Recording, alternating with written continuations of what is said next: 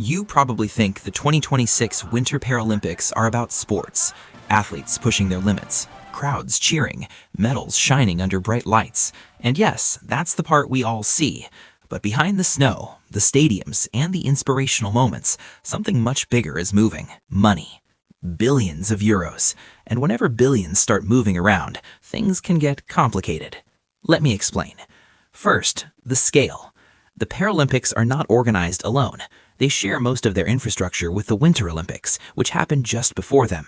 That means they use the same venues, the same railways, the same transport systems, the same security networks.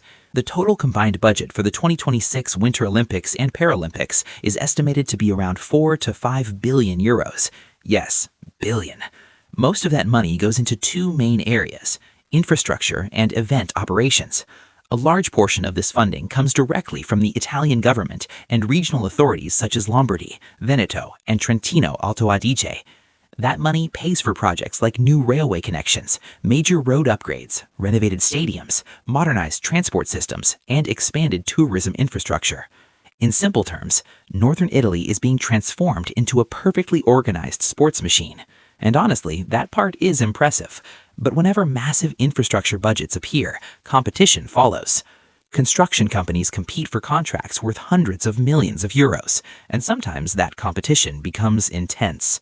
In large international events, investigators often keep a close eye on things like companies secretly coordinating bids, contracts being awarded unfairly, or construction costs mysteriously increasing.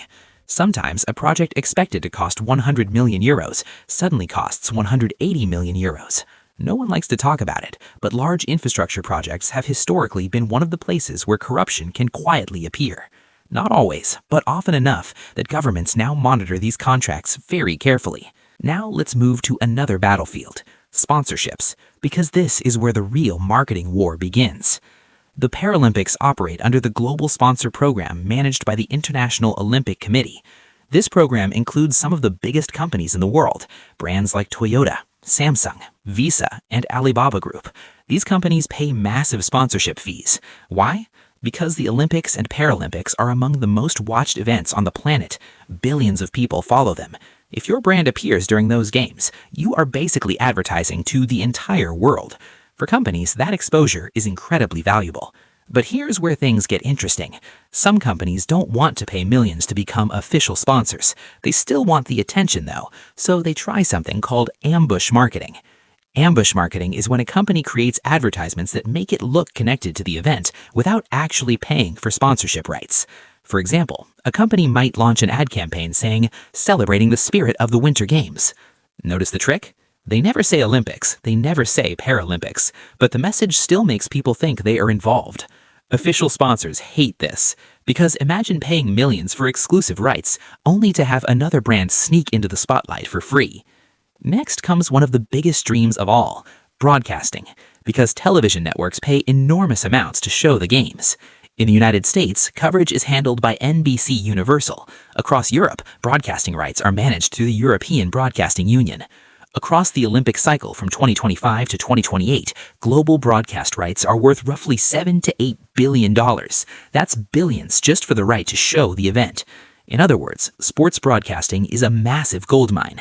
But when millions of viewers are watching something, scammers start watching too.